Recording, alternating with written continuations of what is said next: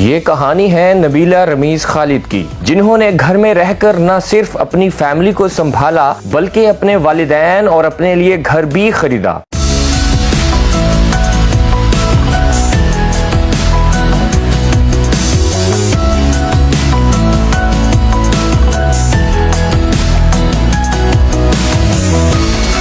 अक्सर खातीन जो घर में होती हैं वो यही कहती हैं कि घर के कामों से हमें फुर्सत नहीं मिलती, हम और काम क्या करें। तो ये एक जीती जागती मिसाल आपके सामने है। इतने पैसे नहीं थे कि हम लोग अपने स्कूल की फीस दे सके, और आज आप जिस घर में बैठे हैं अल्हम्दुलिल्लाह ये घर बनाया। और काम चाहे तो कुछ भी संवार ले, कुछ भी गवा ले। तकरीबन 3 से 4 घंटे मैं सोती हूँ। ये कहानी है नबीला रमीज खालिद की, जिन्होंने घर में रहकर न सिर्फ अपनी फैमिली को संभाला बल्कि अपने वालिदैन और अपने लिए घर भी खरीदा। ये घर जो इस वक्त आप लोग स्क्रीन पर देख रहे हैं, ये इनके अपने पैसों से बनाया हुआ घर है और इसी तरह का घर इन्होंने अपने वालिदैन को भी बनवा के दिया है। आइए जानते हैं नबीला रमीज खालिद से कि इन्होंने घर में रहकर ऐसा कौन सा काम किया जिससे इन्होंने इतने पैसे कमाए कि घरेलू खातीन के लिए अपनी मिसाल आप बन गए। सबसे पहले मुझे बताइए कि मैंने ये पूरा आपका घर विजिट किया है, बहुत खूबसूरत घर है, तो किस तरह से आखिर अपनी जर्नी के बारे में कुछ बताइए कि कितनी मेहनत, कितनी स्ट्रगल की। जी अल्हम्दुलिल्लाह मैंने इसके लिए बहुत मेहनत की है। तकरीबन 2011-12 की बात है, जब हमारे घर के हालात काफ़ी ज़्यादा ख़राब थे और इतने पैसे नहीं थे कि हम लोग अपने स्कूल की फ़ीस दे सके। तो बड़ा मुश्किल हो रहा था सब कुछ। स्कूल वालों ने स्कूल से निकाल दिया, फिर उसके बाद मैट्रिक घर में बैठ के किया। उसके बाद पता चला कि एक वोकेशनल इंस्टीट्यूट है जहाँ पे बच्चियों को फ्री तालीम दी जाती है, तो वहाँ से मैंने कंप्यूटर कोर्स किया और वहीं पे मैंने बैठ के अपना दिमाग लगाया। मैंने सोचा कि लोग ऑनलाइन पढ़ाते हैं, पर ये नहीं मुझे पता था कि कैसे पढ़ाते हैं। तो मैंने ये पता था स्काइप पे पढ़ाते हैं, तो मैंने स्काइप का आईडी बनाया और अपने तौर पे लोगों को रिक्वेस्टें सेंड करना शुरू कर दी। और वहीं पे अल्लाह ताला ने करम किया और अल्हम्दुलिल्लाह वहीं पे जो है करते कराते कुछ दिन में जो है मेरे 2 स्टूडेंट बने। उसके बाद अल्लाह ताला करम करते गए और अल्हम्दुलिल्लाह आज मैं यहाँ पे हूँ। मैं ऑनलाइन कुरान पाक पढ़ाती हूँ और तकरीबन 10 साल हो गए मुझे पढ़ाते हुए। सबसे पहले तो मैंने अम्मी वगैरह का जो घर था वो भी हमने कर्ज़ा उठा के लिया था, क्योंकि उस वक़्त हालात बहुत ज़्यादा ख़राब थे।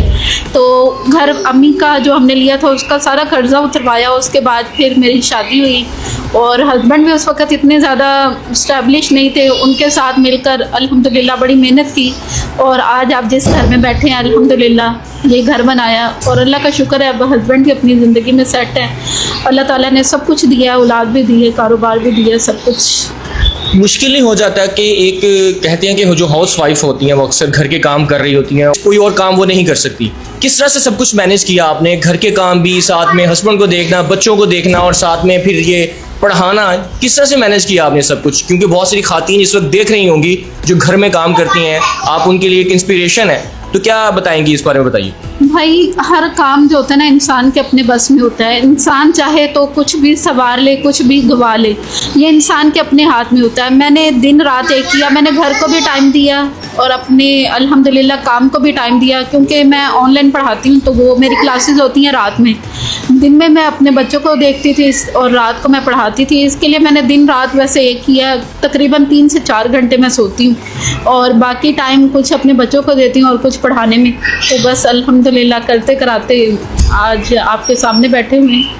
नाज़रीन, आपको बताते चलें कि हम इनका इंटरव्यू करने घर में आए तो इन्होंने बड़े लजीज और मज़ेदार किस्म के, डिलीशियस किस्म के खाने हमारे सामने रखे और जब हमने उनको खाया तो यकीन कीजिए ऐसा लग रहा था कि बहुत ही कोई एक, जिसे हम कहते हैं ना, प्रोफेशनल शेफ़ ने वो खाने बनाए। आप ही बताइए कि खाने आप किस तरह से, खाने भी इतने मज़े के बना लेती हैं, आखिर कैसे?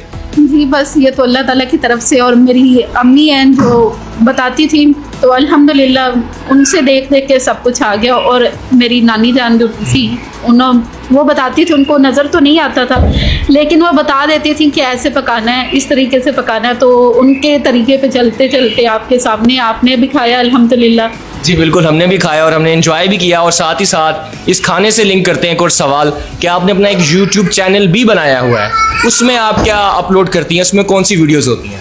उसमें भाई मेरे खाने से मुतल्लिक भी अल्हम्दुलिल्लाह मैं वीडियो डालती रहती हूँ, और ये ऑनलाइन पढ़ाने से मुतल्लिक भी मैंने वहाँ पे वीडियोस डाली हैं कि अगर कोई तरीक़ाकार सीखना चाहता है तो वहाँ पे मैंने सारा तरीक़ाकार सिखाया भी है।